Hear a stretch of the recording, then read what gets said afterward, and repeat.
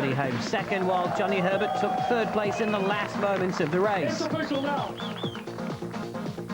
A week later, and the series continues with the fourth round, but it heads north to Canada now for the first of two races there, and the first street circuit of the year also at Trois-Rivières, close to Quebec.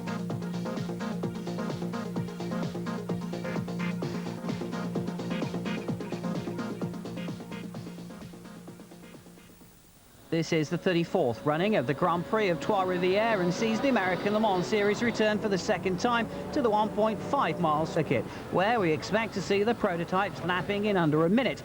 Emmanuel Pirot set the fastest ever lap here last year, beating Cristiano de Mata's Indy Lights record that he'd set in '98.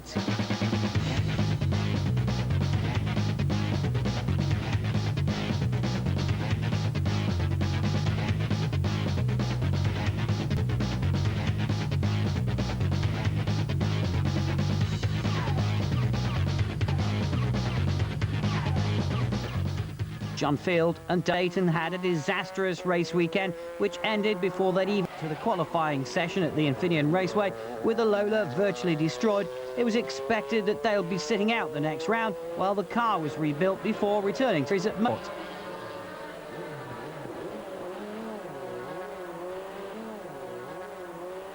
But the Intersport arrived with the leased car, and just when it seemed their was back on the with the leased car, and just when it seemed their luck was back on the right foot again, electrical problems forced them to miss the qualifying session, and they'll start from 36th place on the grid. After a somewhat disorganized session in California, GT qualifying went back in the favor of the Florida-based Alex Job team again, with their 23 and 24 cars taking first and second in class. In the GTS class, Canadian Ron Fellows was outpaced by the Ferrari of David Brabham and Jan Magnussen after brushing the wall in practice and missed most of the qualifying session. Teammates Oliver Gavin and Kelly Collins were also outpaced and had to settle for second in class.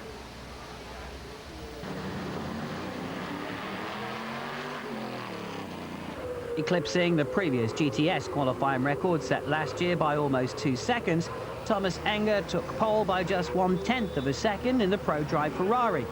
Having finally hit up on a setup, he went out and everything came together to pull off more than a perfect lap. Oh, obviously amazing. I mean, it's incredible that we are on the pole, because we were yesterday and this morning, both days, all the sessions, at least 1 second behind the Corvettes, and I think I just put everything into this one lap. Obviously, I was striving every lap to drive as fast as possible, but the quickest lap was very clean, on the edge, perfect, thanks to the guys, thanks to the Michelin, and I hope we can be tomorrow on the pace as well as we were today in the qualifying. Still buoyant from the success of the previous round, the Dyson team arrived with both of its cars at Trois-Rivières, under no illusions, though, that it would be an easy task for them to repeat victory here. Andy Wallace was back paired again with Chris Dyson, but in taking the 675 class second, they were 6th overall on the start grid. Teaming up together in the number 11 Paynards, the Canadian Scott Maxwell and 21-year-old American driver Gunnar Jeanette. They pulled out over half a second over the Dyson to qualify 5th, and with the nature of the circuit helping them to close the gap on the newer cars this year. Yeah, it has a bit. Aside from qualifying, Werner threw down a pretty impressive lap that nobody's been able to really even get close to all weekend. But yesterday morning, we were, 4 8/10 off the Audis. We haven't been that all year, so definitely think the track does level things out a bit. It's really rough, it's really tight, it's good for the cars with torque, so we're going pretty good here. David Salins partners up this time with Olivier Beretta in the number 10 Panos, and they set 4th fastest overall and 3rd in the 900 class. The short, tight track was working to their favour also, and while they were a little way off the top 3, it was a move in the right direction for them.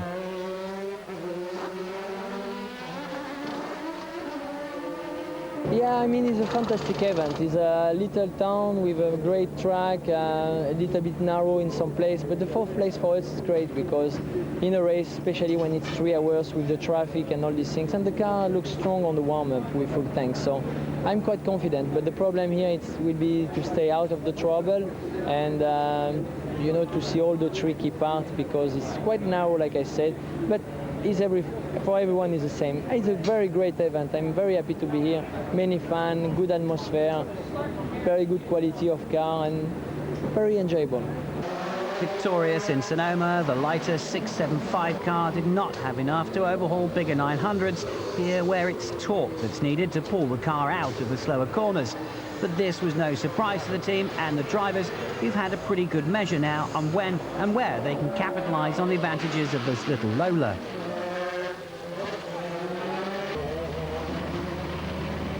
Well, no. At Sears Point last weekend, the track was ideally suited to our car, the lightweight that our car is. Here, the nature of the course is it's very low-speed turns, and then trying to put the power down coming out of the turns. And the rules for our car, we have a much smaller tire, and it's hard to put that much power to the road through a smaller tire. So we're struggling a little bit with that. The Audis are a little bit better at doing that.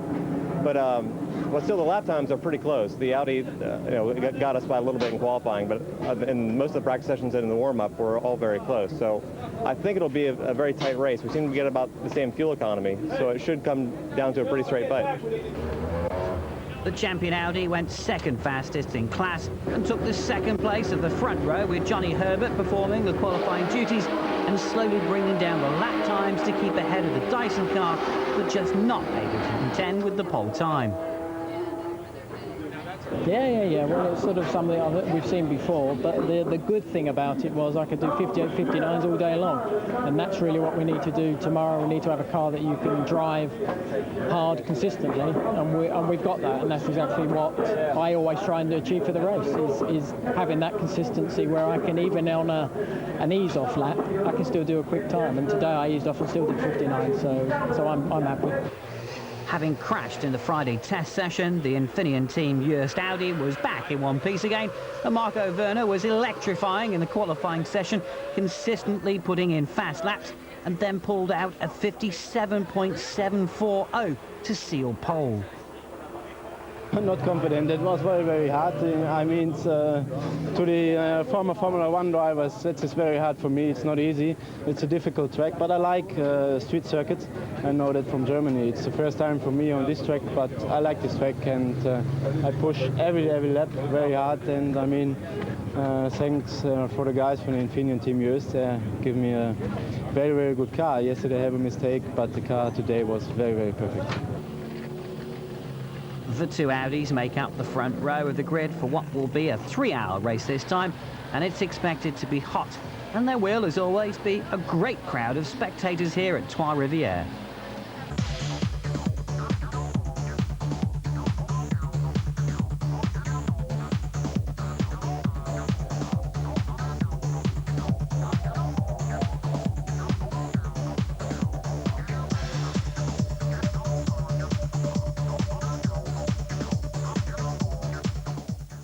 The Joest R8 was quickest in the morning warm-up, and thankfully a threat of rain had dissipated, leaving the umbrellas being used for shade from the sun as the pre-race build-up begins, with the drivers bringing their cars out onto the grid.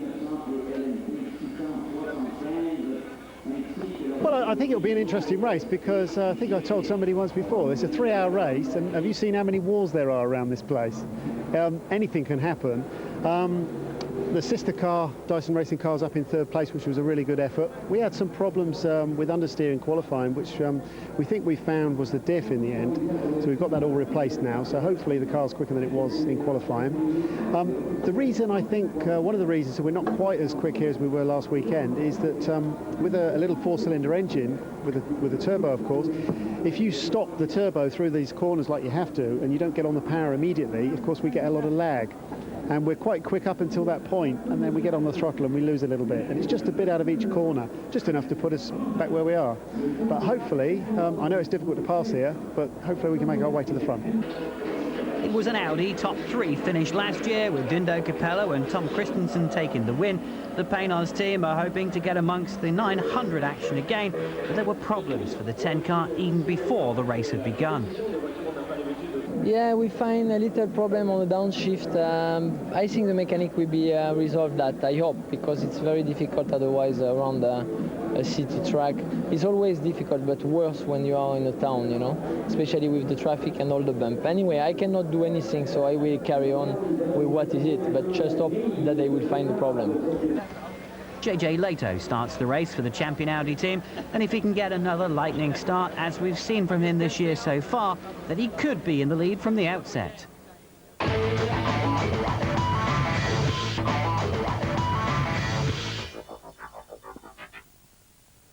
On the formation lap, ready for the start of this 3-hour race, the 4th round of the American Le Mans Series. Its first street circuit of the year, its first of 2 visits to Canada. We're across the line and it's go.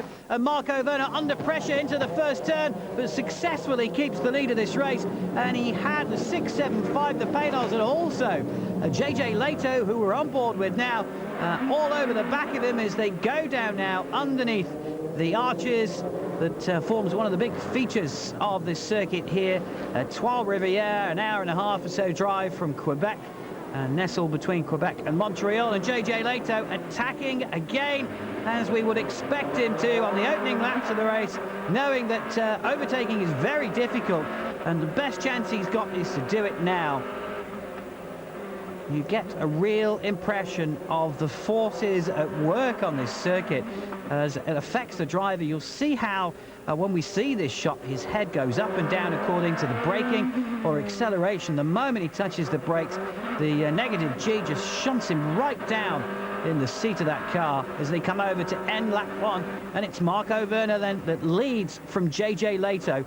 Butch Leitzinger in 3rd place in the Dyson 675 car, the car that so triumphantly won at the Infineon Raceway just 1 week ago. And the teams have made the intrepid journey all the way from California up through the north of America and up to Trois-Rivières, somewhere in the region of 3,250 miles. The road journey for all the trucks, of course. Olivier Beretta in 4th place in the Paynos. Gunnar Jeanette has got ahead of Andy Wallace. Then it's Tommy Drizzy, and then it's the GTS boys who are already catching up with them, or keeping in contention. Of course, the nature of this circuit means the speed advantage is not quite as great here, but we've got a battle developing quite strong. Well, there's Andy Wallace going very slowly indeed, and pulls off to the side. So I think Andy Wallace has got problems as we're on board in the Corvette. And there is Andy Wallace going into the pit lane on board the 24 car behind the 2nd of the Alex Job cars. And there's John Field flying through, started from the very last place on this grid.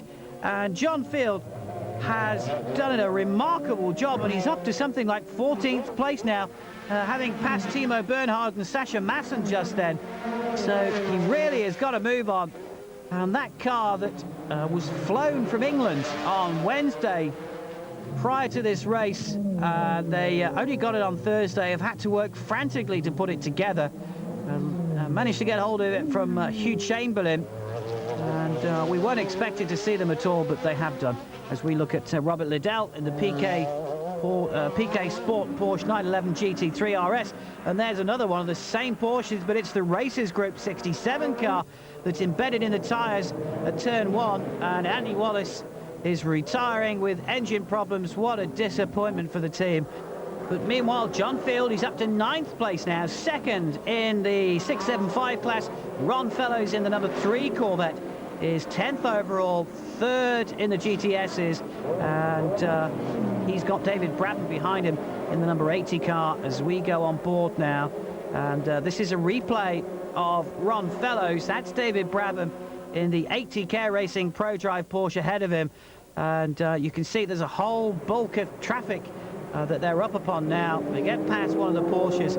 Here we are down into this is the turn 1 as they head on to the Roux Grand Prix, heading for turn 2. It just forges And again, the onboard camera is still with Ron Fellows, and he's trying now to go alongside the Ferrari. Got a good drive out of that, and almost caught up on the back of his teammate as well, as we flick to the rear of that car now and takes the position. That's how he moved up to third place. And there is Ron Fellows.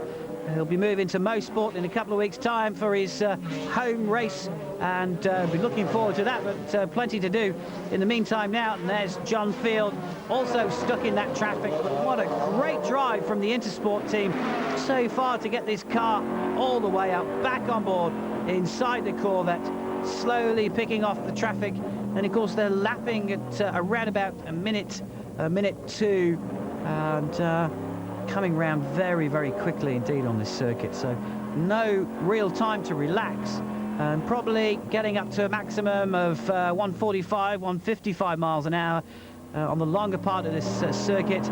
But alongside and passing now the Porsche, he's got John Field ahead of him in the 675 class, but not going to be able to do anything about him. The difference in the cars means that he won't be passing him unless he hits problems along the start-finish straight now, back down towards turn one. And there's Marco Werner, and what an electrifying qualifying session it was for the 900s when he set that lap, which just blew everybody's mind.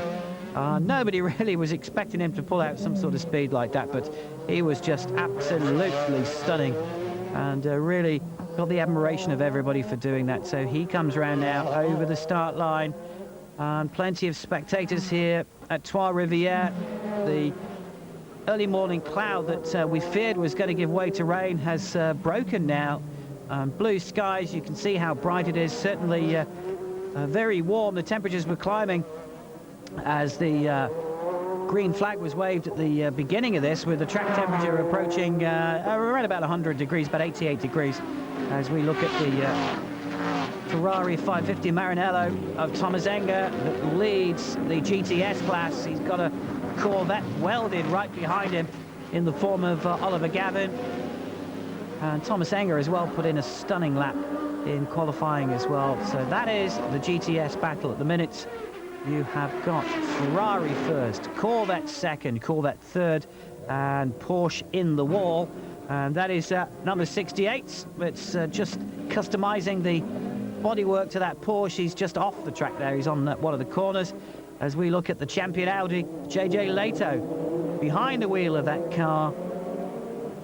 And he goes into turn one as well, along the Rue de Grand Prix, and down into the turn two at Desforges, and then down to the archway before they turn left again and head along the longest part of this circuit, the Boulevard de Carmel, which gives him a little bit of speed, but all the time working through the traffic as he passes or attempts to pass one of the Alex Job Porsches. Strong as ever here, and having a better time in qualifying than they did back in California. So Marco Werner continues to move on, and got a bit of space between him and JJ Leto as well, and JJ just couldn't do anything about Marco in the early part of this race. And of course, as we've said, the circuit, the nature of the circuits as he passes the 56 car just makes things a little bit more equal, although the 900's stronger than the 675s here this time, because they've just got a little bit more torque, a little bit more lower end grunt to get them out of the turns, and that's where the 675s are struggling, as we heard Andy Wallace talking about before. So around he goes now, out of turn three. Slight kink, that's turn four. Marco Werner, got to keep it consistent. Frank Bieler, who celebrated his birthday yesterday, will take over from him a little bit later on in the race. Whether he'll be doing the shorter stint or the longer stint, we don't know at the moment. And of course, 3-hour races against 2 hours 45, the normal race distance. So things slightly different strategy-wise. They have to of course work on different calculations. There's JJ Leto just passing the 66 Porsche. So JJ lapping and through the pit straight, which isn't a straight actually, because it encompasses the turn 10. So the pit straight is actually a dog leg. That's where it breaks off now on different sides. Well, James Weaver in third place and leading the 675 class, just reporting to his pit that the brakes are getting a little hot, so he's having to back off and slow a little. So he's given up on trying to stay in contention with JJ at this particular moment, but will of course have to keep his eyes open for the Paynos that's further back from him. And he's got one of the GT Ferrari 360 Moderners ahead of him now. And there's John Field continuing on. The green bodywork different and showing a bit more of the original MG bodywork that used to be on that car previously, and they've sort of hodgepodged it back up together. And messages.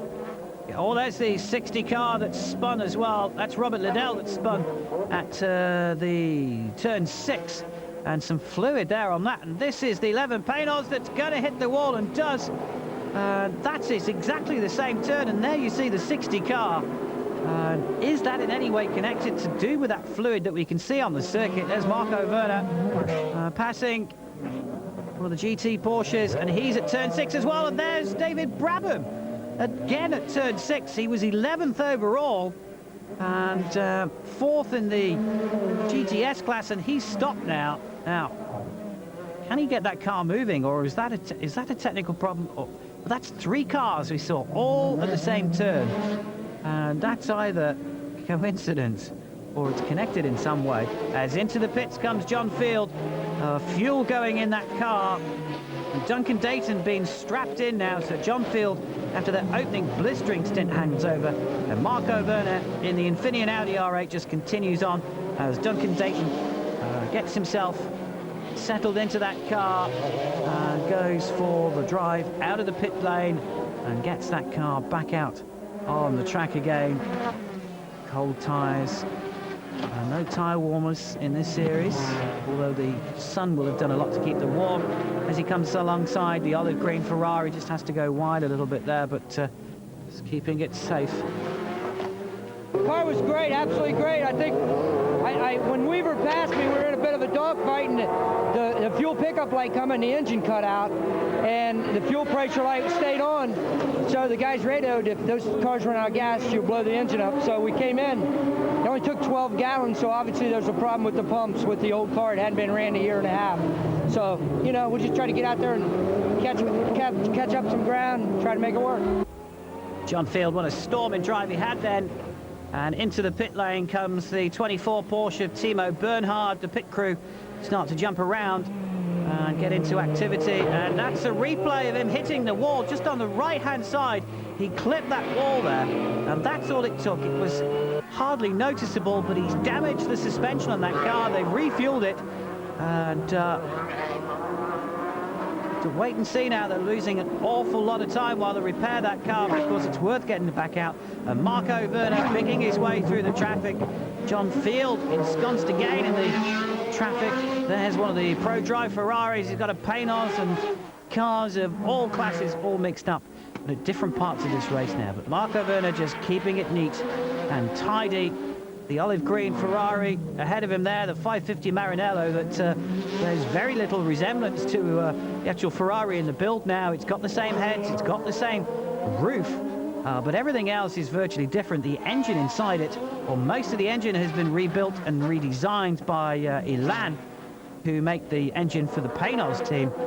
And the Raffinelli team have built the rest of the car themselves back at San Gimignano in Tuscany in Italy. As through the arches goes Marco Werner, and it's looking very good for him.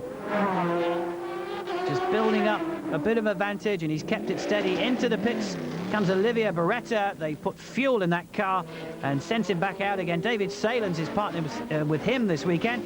As in the pits comes the American Sweets car, and Tommy Drizzy takes on a little bit of fuel.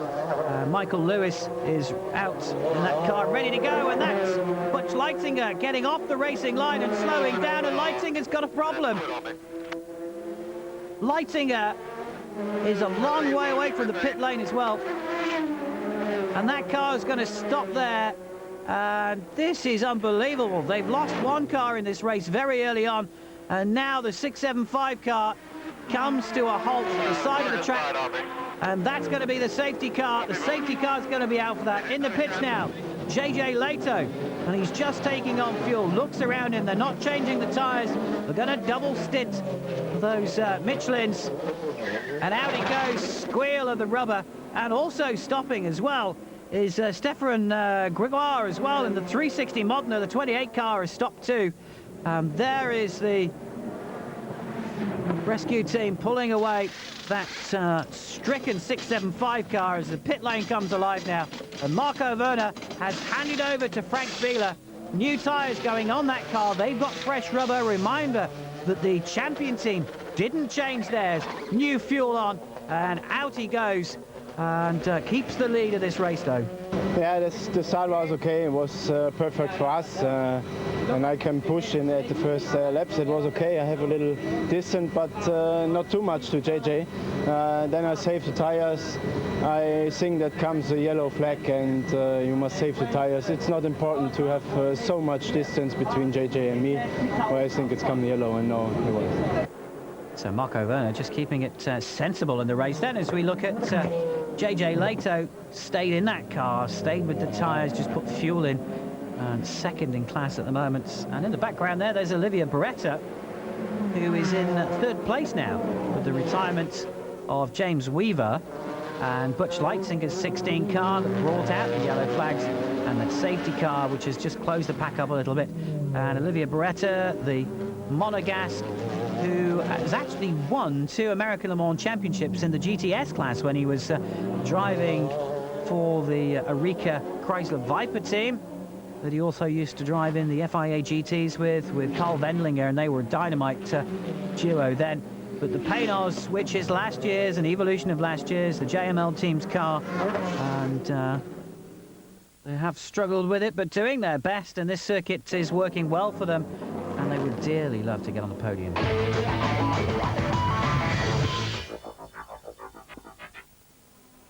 Well, plenty of spectators here at Trois-Rivières in Canada, turning out for this Trois-Rivières Grand Prix. All sorts of support races have been taking place on this circuit as well, but stands all around the circuit are packed. And currently looking at this man leading the race overall and leading the LMP 900 class. And Frank Bieler behind the wheel of the Audi R8, the Infineon team.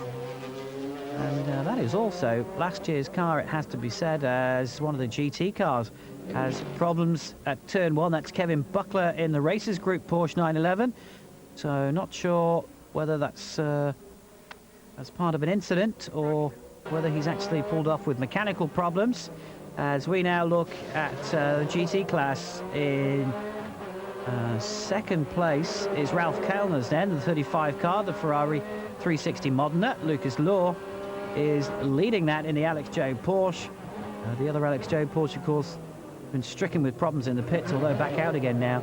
And Mark Lieb in the 43 car, another of the great German Porsche drivers, is a little way down the GT class. He's actually laps behind the Kellner's car, but looking for, of course, a way past if he can.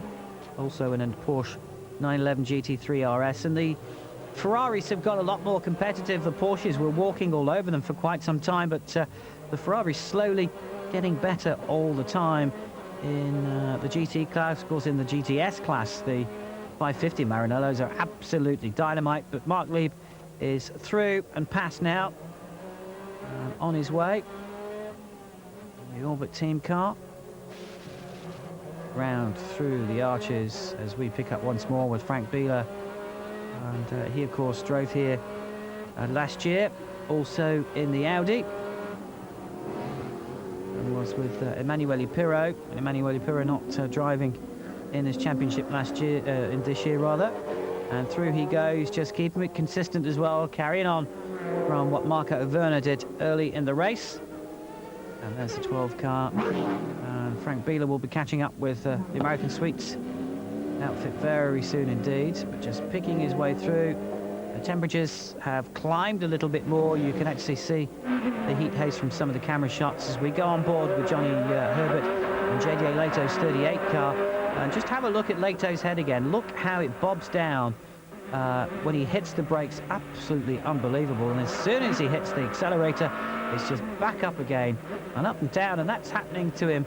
A lap in, lap out, and wrestling away at the steering wheel of this mighty beast, this huge engine car. 900 kilos, the weight limits, the minimum weight limit on this car. Looks in the mirrors there, just keeping an eye on what's behind him. Brakes hard, got a couple of GT cars ahead of him. Oh, sliding as he gets the power on, and there is the 56 car.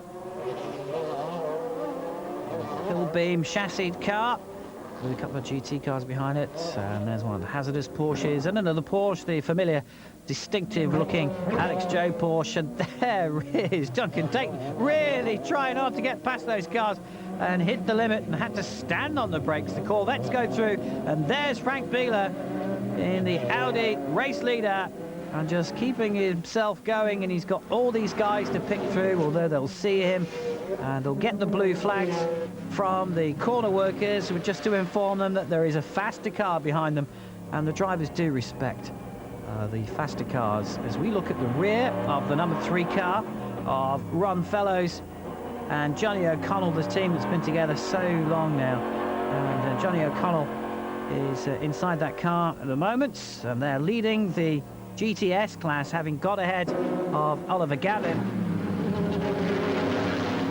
And there was the champion Audi. Well, there is the champion Audi as we look on board Kelly Collins. And, got that Ferrari to go through. The Corvette and the champion Audi get very close together. On board again with the Corvette as it goes through past the pit lane, and every time they go through, of course, the car dumps down the telemetry to the pit lane, and they can... Oh, there's the 30 car that... I'm not sure whether he actually pulled off then, or whether that was part of an incident that we didn't see the whole of it there, but the car's still going. He's certainly just waiting for a gap in the traffic, I think, to get going again, but that was a little bit of a mystery as to what Clint Field... Oh, here we are, we get a replay now, and it is in fact the same team, but the 675 car that pushed him in, well, caused him into his spin, and then of course he was stuck in the middle of the track, and when we saw that before, he was recovering. Well, in the pits now, the number 10 car is changing drivers over. Olivia Beretta has got out of the car. David Salins is getting in, and they had radio problems with that because Olivia Beretta couldn't hear them. They had to put a pit board out to get him in, and problems now for the 675 car. The 56 car has come to a standstill as we're back on board with JJ Leto, and out of the car for a retirement then for Jeff Bucknam. What a shame. Into the pit lane comes JJ Leto. It's going to be tyres, it's going to be fuel, and out gets JJ Leto, and Johnny Herbert ready to get in, puts his seat liner in that's moulded perfectly to his body shape, slightly smaller than JJ, and helping to strap Johnny in as they would normally, and he's just gone straight over the pit wall. So now the fuel has gone in, they can change the tyres. Johnny been told to plug in his comms units so that they of course can talk to him and he can talk back to them. All they're waiting to do now is just strap him in. The tyres are on, they are ready to go. And there's one of the Ferraris that stopped. Thomas Enger's 88 Ferrari has stopped, and that's just to the exit of pit lane. He's pulled over, we're told, and parked that car as the champion Audi comes out of pit lane, passes the Ferrari. And what a disappointment for the Care Racing Pro Drive team and Thomas Enger, and didn't even get to change over to Peter Cox. So disaster for them, and Frank Bieler inside that car. But now, oh, there's JJ Leto, and you can see how tired he is. And JJ, that's quite uncharacteristic for him, a smile on his face, but you can tell just how hard he's been working. But JJ normally sort of looks a bit of a spring chicken when he gets out of the car these days. So they are finding it hot today. It is very difficult indeed for them, especially for the guys in the enclosed cars. as that guy gets in his car, Ron Fellows, and just goes through the process now of strapping himself in. The team working on the car, of course, at the same time. And they were leading the GTS class, still shown as leading because they're still in the pits with the one light on the side of the car there, and the same one light but in red for the 900 class leader, and also the overall race leader as well, Frank Bieler. And Johnny Herbert, of course, has got fresh rubber on that car. Going to be interesting to see whether he can do anything about the advantage that Frank Bieler has as he comes up behind the 360 Modena in the GT class and looks for a way past the car and gets it very easily indeed. Frank Bieler, of course, no slouch, knows this Audi very well indeed. Partnering with Marco Werner for the first time in the team as he goes through another lap completed and into another minute or so lap of the circuits as we're back on board with Johnny Herbert through the arches. Wonderful power plant sounding very good. Now the prototypes just side through past one of the fastest of the GT cars. Just makes it look so slow indeed. And Johnny Herbert is behind Frank Bieler, but there's a lap difference behind them, or between them. And Johnny will want to get past. He will want to unlap himself, because if he feels that he's faster than although time's running out, he might just have a go at just trying to catch up a bit, because you never know what could happen. We could see another full course caution, and that could allow him to catch back up again.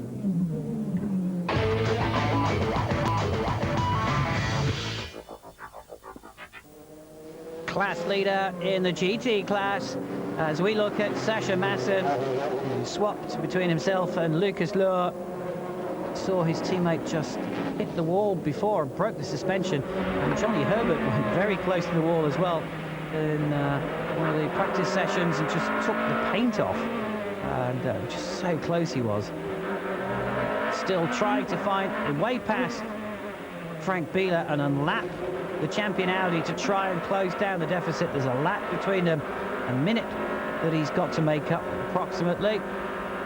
Just not getting a chance to get past him at all, but staying with him all the time. He goes past David Salins, I think that is in the 10 car, or it could be Scott Maxwell in the 11 car, the Canadian, who's partner with Gunnar Jeanette in the 11 car this time, David Salins.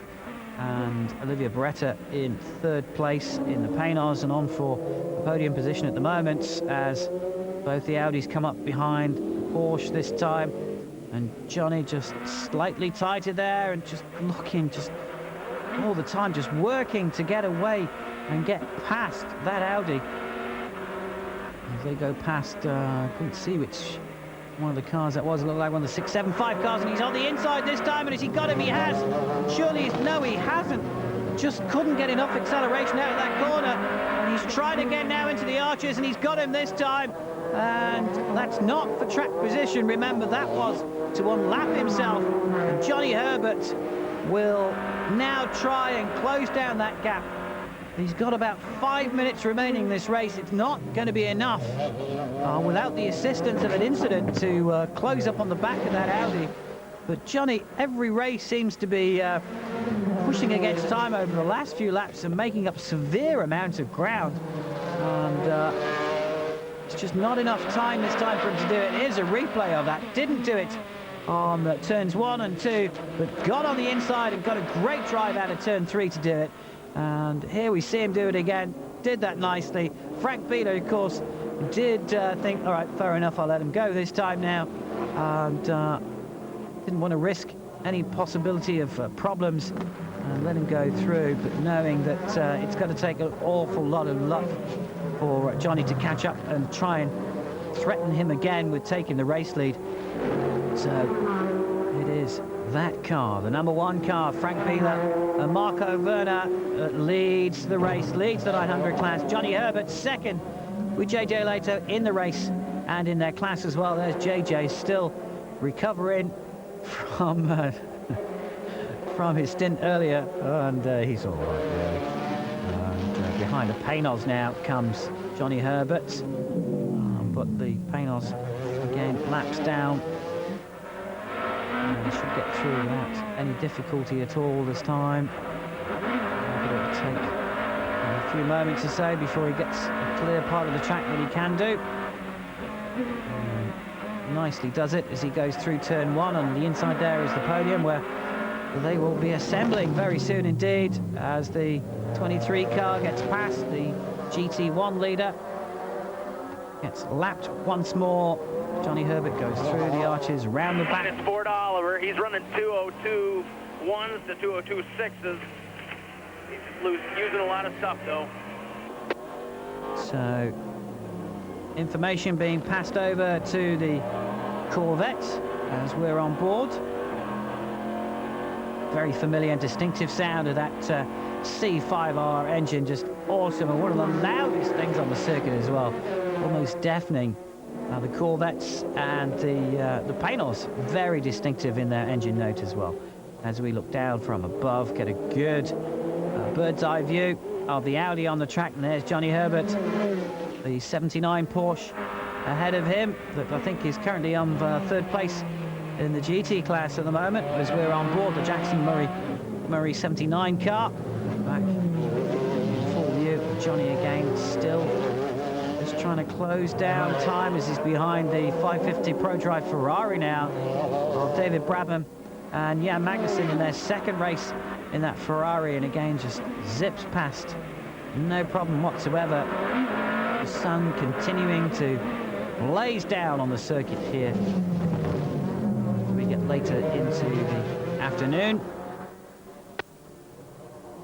Round once more, and it's all looking very good for the #1 Audi team. We've got quite a commanding lead, over half a lap, but Johnny just carrying on regardless. And there's the leading car then. So it's not even half a lap, it's a lot more than that. Thought he pulled away a little bit more, but he hasn't. So #1 leads #38, who in turn leads #10. The Paynos of David Salins, a Belgian driver who's driving the #10 car for the first time alongside Olivier Beretta, whose earplugs had actually disintegrated whilst he was in the car, and he couldn't hear a thing. The noise was giving him a headache, and he couldn't also hear the pit instructions from the team. So he went to the back of over the wall to just recover a little bit now, but he's back in the pit lane watching what's going on as we see the 23 car of Sasha Masson behind third place in the GT class, David McMurray. And he is a lap down, or several laps down. Sasha Masson will be looking for a way past as quickly and cleanly as he can, and he does that now as the 79 car politely moves out of the way. And there we go, see it from on board as he goes through, and a bit of a difference in the speed of those cars, same specifications. And there is the 37 car. What a great day they've had. They've come back from so many problems as the race leaders behind him, and the 37 car leading the 675 class. They're going to be on the podium. They didn't even expect to be on the start line, but they're going to be on the podium here as we get the white flag, which indicates this is the last lap.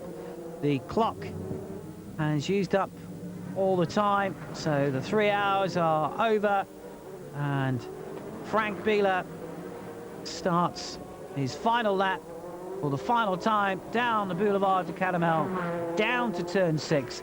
Then he'll go along another short straight with just a slight right-hand kink in it, the Rue de Cologne, before then he comes round turn 8 and turn 9 on Ryan, and down towards turn 10, which is known as Villeneuve after Gilles Villeneuve, and then along the avenue Gilles Villeneuve to the checkered flag that will seal the win here at Trois Rivières, and he will be absolutely delighted. A nice birthday present for him that Marco Werner put the car on pole, but an even better one that the pair of them have taken the win. And over the start grid he comes now, the checkered flag comes out into the afternoon air and hand up in celebration, and they have done it, and they've done it very convincingly, as they have been all weekend, with that incredible qualifying pace and now a race victory as well.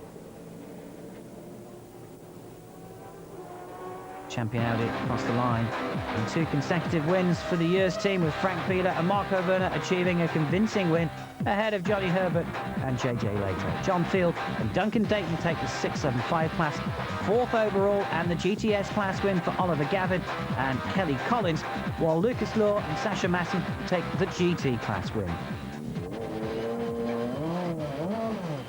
The now customary way to celebrate the win at Trois Rivières, and it was not as easy as it looked from the outside.